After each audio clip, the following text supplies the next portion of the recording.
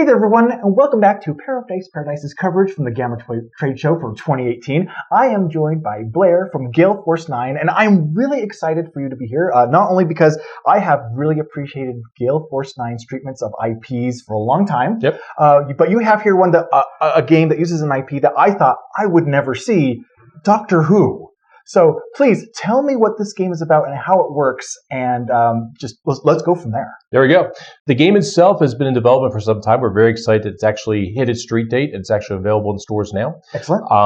It is obviously based on Doctor Who, but we made the game for the Doctor Who fan. So, it's got a really cool game mechanic, which I'll go over. Okay. But, it is just, filled with Doctor Who. Everything from the little bits and pieces from the show, the different episodes, different stories, obviously the Doctors. You got the stills from the different seasons of the shows, both the recent and the classic ones. Yep. And the sculpts are fantastic, and just the layout of the board just makes me feel like I'm haphazardly traveling through space. Well, much like Doctor Who, it was all about time travel and weirdness, and just things didn't work the way you thought they would work. So we actually did incorporate that into the design of the game. That it's meant to look kind of confusing when you first look at it, but actually the game itself is very easy to play. Okay, how does it play? Okay, so in Doctor Who, it is a 1-to-4 cooperative game. We kind of call it semi-cooperative, to be honest with you, just because in our office we found a way to not make it cooperative. But you are trying to work with the other doctors. So saying that, you actually get to play the doctor. Okay. So in this case, I'm going to use the example of Matt Smith because he was a very, very popular doctor, Doctor number 11. Okay. But you and the other doctors are trying to get back to Gallifrey, and you're trying to get there before the Daleks do. Okay. If they get there before you, basically the universe and the doctors are going to be destroyed. If we get there first, we actually get to survive. So, it's kind of in our best interest that one of the doctors gets there first, but there's the pride thing of being a doctor that was able to save the other doctors. Of course, yes, of course. Yeah. So that's kind of what the gist of the game is. Doctor Who Time of the Daleks is actually a dice pulling game. So you have these really cool story dice. And basically, they have different symbols on them, and there's some different colors. And basically, your doctor, the companions you have with you, plus all the timey-wimey gear you have, basically give you a dice pool of different dice that you are allowed to actually roll when you actually go different places. That's kind of how the game actually works. That's how you move forward. So if it's okay, I'll just kind of show you what a turn looks like. Absolutely. Perfect. Yes, please. Okay, so basically, in the middle of the board here, we have the webway of time. It's a tracker that you start on Earth, and you're working your way back to Gallifrey. Okay. Oh, I see. Okay. Now the Daleks actually start back on Skaro, and they're chasing us through time. Okay. And what you actually do to move forward, you have a Tardis that kind of tracks your location on the webway of time. And hopefully you'll be the first one back to Gallifrey, as I said. Okay. So the way you move forward is you roll the Tardis dice, which is a little thing here. It's really cool because sometimes the Tardis didn't cooperate. Sometimes the Tardis knew better. In this case, I get to choose because I rolled a Tardis symbol. If I rolled a question mark, then I go to a random location. So I'm going to choose to go to this location here. And basically what I would actually do is this location is Demon's Run, and basically there's going to be a dilemma there. Now the locations are kind of places they went to in the episode. So you might have like the moon or places in Earth's past, that kind of thing, different planets. Now when you get there, there'll be a dilemma. There'll be two to choose from. There'll be one that's a little bit easier, one that's a little bit more challenging. And that's these on the end. Yep. And the reward that's listed will actually kind of scale with that. So the reward for the easy one isn't quite as good as the reward for the challenging one. When you're first started, though, you want to probably do the easy ones until you get your equipment built up. Okay. So in this case, I'm going to go ahead and pick the easier one. All right. And one of my favorite episodes, because basically the dilemmas are episodes. The locations are places they go. Okay. So I'm going to get the Weeping Angels. It's actually a very kind of creepy, scary one. So don't blink. Yeah, don't blink because it'll be bad. All right. So I'm going to place my doctor there. Now, if you can see here, I have to roll strength plus a lot of running. I think it's kind of ironic because they do a lot of running in Doctor Who. Okay. So I would take my story dice, which I'll go ahead and grab here. Okay. And basically, it's a combination of my doctor plus the companion. So in this case, I get 4 black dice. Okay. I get 1 blue one for Matt Smith. Okay. And then I go to my companion, which I have River Song. She was very, very good. Oh, yes. Yeah, almost a doctor herself, right? And I get 1 red, 1 green, and 1 blue. So I should have 2 blue, a green, a red, and my 4 black dice. Now, the cool thing is, I'm going to hold this card up. Okay. And basically, on the black dice basically roll one of each symbol. So that's kind of like your generic one. Okay. Then your red, blue, and green kind of specialize. So you kind of have to look at the card to figure out which dice actually afford you the best symbols. Okay? So in this case, I'm going to roll my dice pool. I got to roll a lot of running. Okay? And I need a little bit of strength. So we'll see what we got here. All right. I don't see a lot of running. This is actually very bad. I rolled some tactics. I rolled some cunning.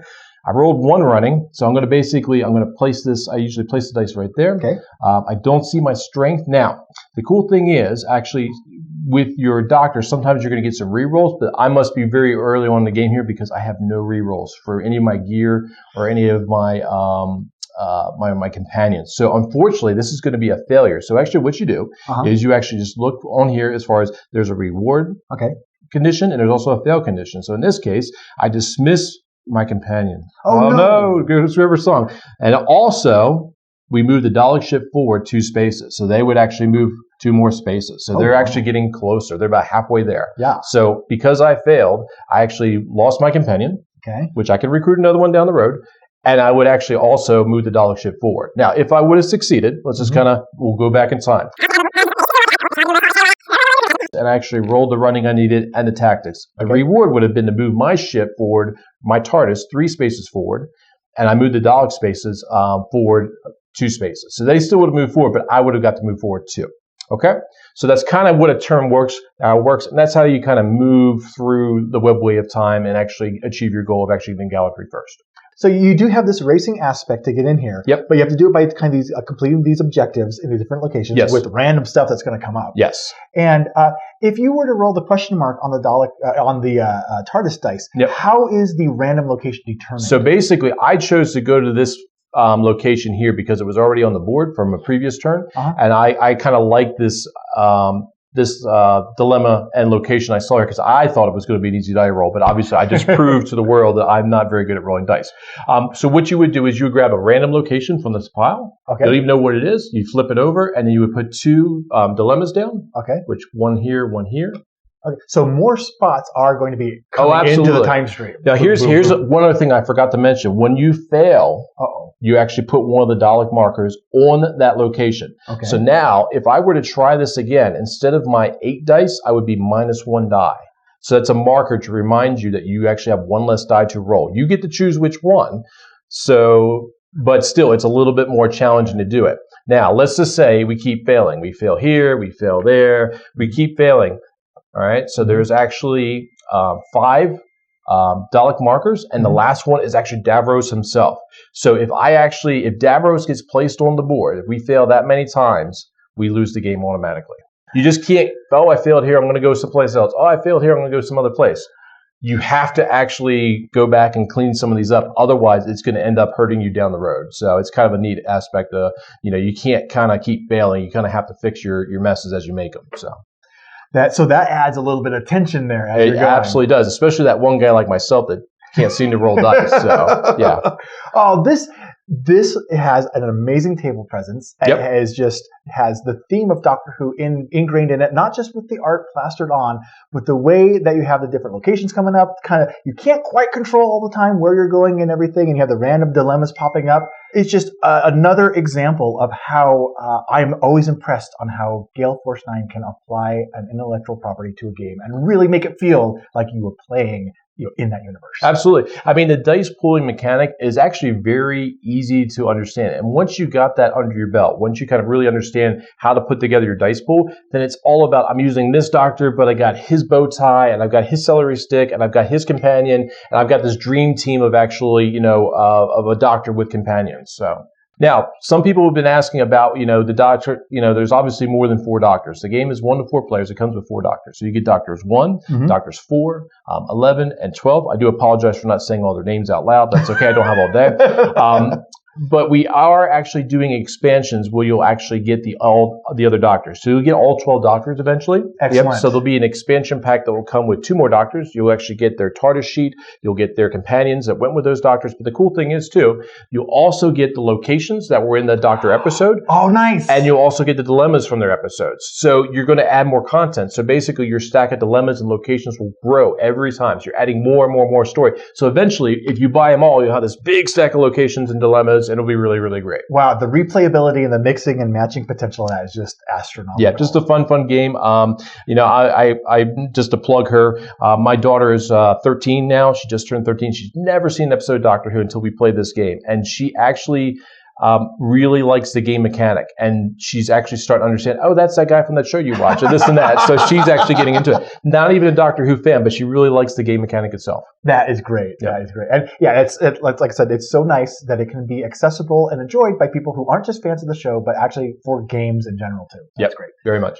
Well, thank you so much, Blair, for sharing this with me and for sharing more stuff about Gale Force 9. Excellent. And for more coverage of the Gamma Trade Show, keep watching Paradise, and we'll have more videos coming up for you really soon.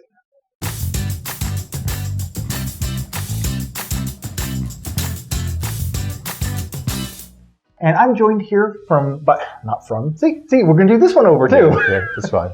Hey there, everyone, and welcome back to Paradise's coverage from the Gamma Trade Show 2018 with our someone on the other side of the door doing something.